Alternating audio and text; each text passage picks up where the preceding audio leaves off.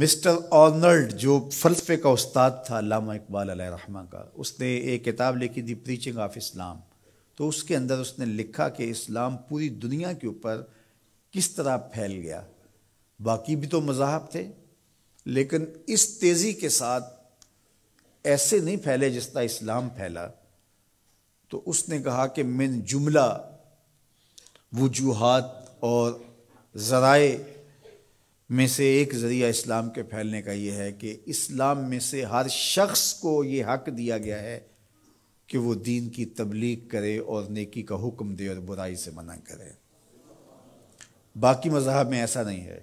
میرے حضور نے خطبہ حجۃ الوداع کے موقع پر 1,44,000 صحابہ سے مخاطبت کرتے ہوئے فرمایا فَلْيُبَلِّغِ الشَّاهِدُ الْغَائِبَ، جو موقع پہ موجود نہیں ہیں تم سب کی ذمہ داری ہے ان تک میرا پیغام پہنچا دو. بلغوا عنی ولو آیہ، میری جانب سے ایک آیت بھی آتی ہو تم نے اس کو آگے منتقل کرنا ہے. مومن ایک معاشرتی فرد ہے جو صرف اپنے آپ کو ہی نہیں بچاتا، دوسروں کو بھی بچاتا ہے، دوسروں کی بہتری کا ضامن ہوتا ہے.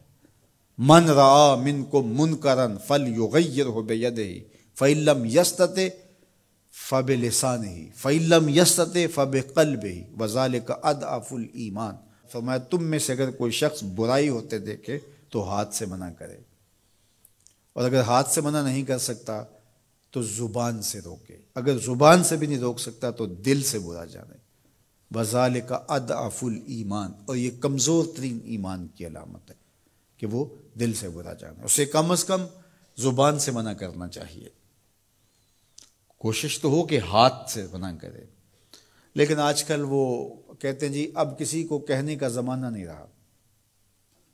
کسی حد تک یہ بات سمجھ میں آتی بھی ہے کہ آج کسی کو اگر کہیں تو وہ الٹا ناراض ہو جاتا ہے، بلکہ کسی کی اولاد کو کوئی تربیتی بات کہیں تو والدین آگے کہتے ہیں کہ تمہیں کس نے حق دیا ہے. تو یہ بات اپنی جگہ پہ، لیکن کیا ہم اس سے کسی کو کہنا چھوڑ دیں گے؟ طریقہ کار خوبصورت ایسا رکھیں کہ جو حالات کا متقاضی ہو کہنا نہ چھوڑے. بعض کہتے ہیں کہ جی سانو کی لگے اپنے گھر میں کوئی چھاج بجائے یا چلنے. یہ دور نہیں رہا، زمانہ نہیں رہا کسی کو کہنے کا. اگر اس فلسفے کو تسلیم کر لیا جائے اور یہ طے کر لیا جائے کہ ٹھیک ہے، تو پھر برائی سے منع کون کرے گا اور نیکی کا حکم کون دے گا؟ جبکہ اس امت کی ذمہ داریوں میں یہ شامل ہے کنتم خیر امت اخرجت للناس تامرون بالمعروف وتنہون عن المنکر. تم بہتر امت ہو. کیوں؟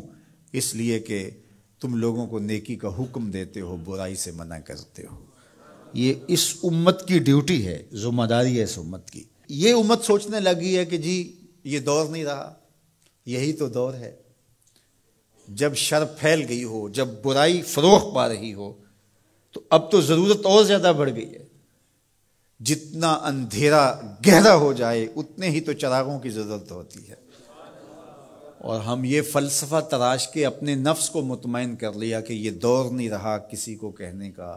حضور نے مثال بیان فرمائی کہ کشتی میں سارے لوگ قابض ہو کے اپنی جگہ کو طے کر کے بیٹھ جاتے ہیں اور سفر شروع ہو جاتا ہے، اور ایک شخص اپنے ہی حصے کی جگہ میں سوراخ کرنا شروع کر دیتا ہے، اور باقی اگر اس کا ہاتھ نہیں پکڑتے، اس کو روکتے نہیں ہیں اور کہتے ہیں ٹھیک ہے وہ اپنی جگہ پہ کر رہا ہے، اپنے گھر چھاج بجائے چلنی ہمیں کیا لگے.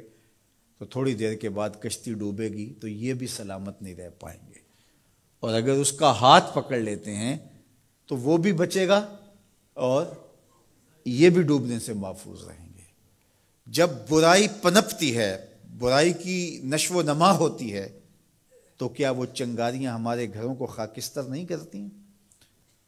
معاشرہ تباہ ہوتا ہے تو ہم اپنی اولادوں کو پھر کس طرح بچا پائیں گے؟ تو مل کے برائی کو روکنا اور نیکی کا حکم دینا یہ مسلم معاشرے کے تمام افراد کی ذمہ داریوں میں شامل ہے.